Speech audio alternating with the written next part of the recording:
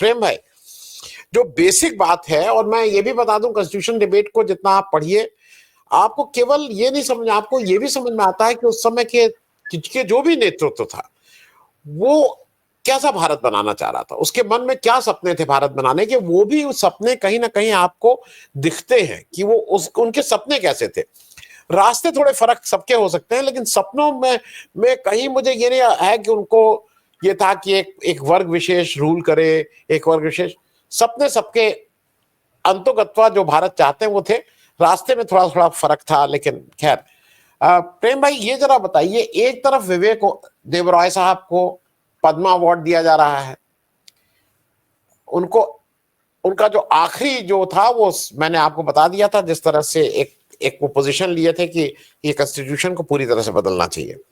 दूसरी तरफ मैं एक और चीज आपको बताऊं, मैं उत्तर प्रदेश में बैठा हूं, लखनऊ में।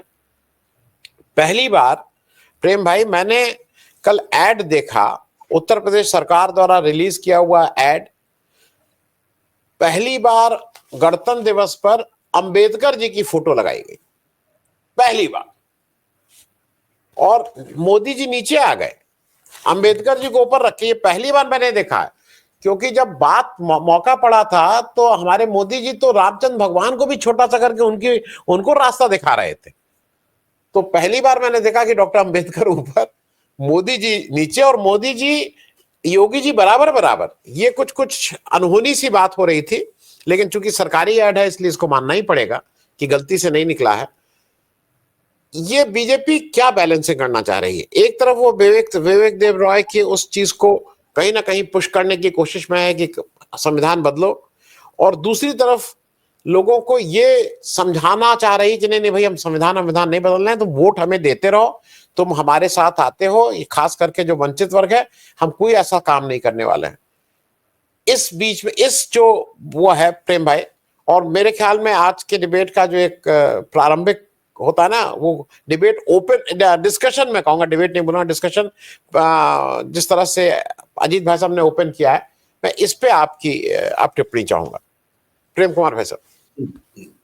शुक्रिया आनंद जी। देखिए, कॉन्स्टिट्यूशन पर बहस जब कॉन्स्टिट्यूशन बन रहा था उस वक्त हुई, और कॉन्स्टिट्यूशन पर बहस आज 75 साल बाद राजनीतिक कलेवर में हो रही है। दोनों में बहुत फर्क है। और आज जो बातचीत हो रही है उसमें देखिए, जो आपने उदाहरण दिया विज्ञापन का, उस विज्ञापन से भी बात को उठा लीजिए। तो यहाँ एक वैचारिक जरूरत एक अलग बात है, जो कि आप जिस विषय पर डिबेट कर रहे हैं वो उसका हिस्सा है, कि बीजेपी की एक वैचारिक जरूरत है, आरएसएस की एक वैचारिक जरूरत है, उसको वो कैसे पुश करें। और दूसरी तरफ राजनीतिक जरूरत एक बहुत बड़ी चीज है सत्ता में बने रहने के लिए। तो आज अंबेडकर कॉन्स्टिट्यूशन से ऊपर हटकर देश की राजनीतिक जरूरत बन गए हैं, कॉन्स्टिट्यूशन के इर्द गिर्द सियासत के बीच। चुनाव चूंकि दिल्ली में होने वाले हैं, तब आपको ऐसे विज्ञापन दिख रहे हैं कि एक तरफ अंबेडकर के ऊपर हथौड़े चल रहे हैं, एक तरफ अंबेडकर को लेकर सदन में कहा जा रहा है कि ये बोलना फैशन हो गया है और इतनी बार बोलेंगे, इससे अच्छा होता कि स्वर्ग मिल जाता अगर इतनी बार बोलते, ये कहा जा रहा है। और तीसरी तरफ ऐसे विज्ञापन हैं। तो ये यही है, एक तरफ सैद्धांतिक चीजों को डालना, मनुस्मृति वाला संविधान होता तो कितना अच्छा होता, ये वाली बात। आप हम लोग यहाँ भी चर्चा में लेफ्ट को नहीं ला पाते, लेकिन जब कॉन्स्टिट्यूशन बन रहा था तो लेफ्ट का भी एक आग्रह था, राइट का भी एक आग्रह था, और सबको निमंत्रण था भाई बहस में शामिल होइए संविधान में, और सब हुए भी हैं। उसके बाद जो निकलकर आया है संविधान, वो संविधान बोलचाल की भाषा में क्या है कि भाईचारे का संविधान है, समानता के अवसर सबको मिले, समानता का सिद्धांत है, और भाषाई एकरूपता रहे, भौगोलिक रूप से हम जुड़े रहे, इन सब को जोड़ करके एक ये संविधान बना है। और कैसे ये चलेगा उस हिसाब से उसमें कुछ अमेंडमेंट्स भी होते रहे हैं। बोल यही है संविधान। अब इसको विद्वान जब करेंगे तो एक एक बारीकी को देखते हुए बनाते हैं तो किताब बन जाती है। और जब हम उन बारीकियों को छोड़कर मोटे भाव में बात करते हैं तो ये भाईचारगी और इन शब्दों में आ जाती है। यही संविधान है। तो इसको हम देखें, आज की राजनीति से जोड़े तो राजनीति चूंकि विडंबना और विरोधाभास के बीच चलती है, इसीलिए हमें ये चीजें नजर आती हैं। आरएसएस और बीजेपी निश्चित रूप से मनुवाद के प्रति, हिंदुत्व के नारे के प्रति वो आग्रही हैं, लेकिन वास्तव में वो कोई हिंदुओं का कोई भला इससे होगा या हिंदुओं का भला करना चाहते हैं, यह भी एक बड़ा प्रश्न रहा है। आज की तारीख में भी उनकी पूरी सियासत सत्ता में रहने की होती है। हिंदुओं का भला करने या हिंदू के वर्चस्व को स्थापित करने, ये एक सैद्धांतिक बात बनकर रह जाती है, जिसको सामने रख करके वो अपना इंटेलेक्चुअल वर्ग, अपना थिंक टैंक को वो पोस्ट ये रहते नहीं। वरना आरएसएस और बीजेपी में कोई संघर्ष ही नहीं होता जो समय समय पर उठकर सामने आती है। जो बीजेपी जिस चीज को कर रही है, एक चीज मैं बोलना चाहूंगा कि अगर बोलचाल की भाषा में देखें, गांधी और गोडसे, भाई गांधी हमारे देश का संविधान है, गोडसे उस संविधान का एकदम उल्टा रूप है।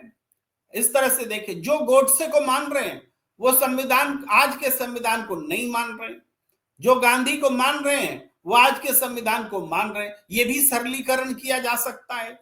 तो राजनीति में देखिए किस तरीके से गोडसे को भी प्रमोट किया जा रहा है और गांधी को बचाने का उपक्रम या ढोंग भी किया जा रहा है। इसी वजह से ये चीजें हमें देखने को मिलती हैं। जी मैं बहुत संक्षेप में, बिल्कुल, क्योंकि समय खत्म है, मैं एक चीज और ध्यान कर दूं, क्योंकि आज कॉन्स्टिट्यूशन पे ज्यादा बात हो गई। आपको कभी कभी नहीं लगता है कि जो अजीत भाई साहब ने जो क्वेश्चन उठाया था कि जो संविधान की गारंटी थी वो हमारे फेडरल स्ट्रक्चर की भी थी, और हाल के दिनों में जिस तरह से केंद्र को जितना ताकत दी जा रही है वो उस फेडरल स्ट्रक्चर को तहस नहस कर रही है, और जिससे हमारे ओवरऑल देश की जो अखंडता है उस पर कहीं ना कहीं सवाल उठेगा। बहुत संक्षेप में, विषय बड़ा है, शायद 1 मिनट कहना मेरी बेवकूफी भी मानी जाइए या जाति भी मानिए, लेकिन बहुत संक्षेप है।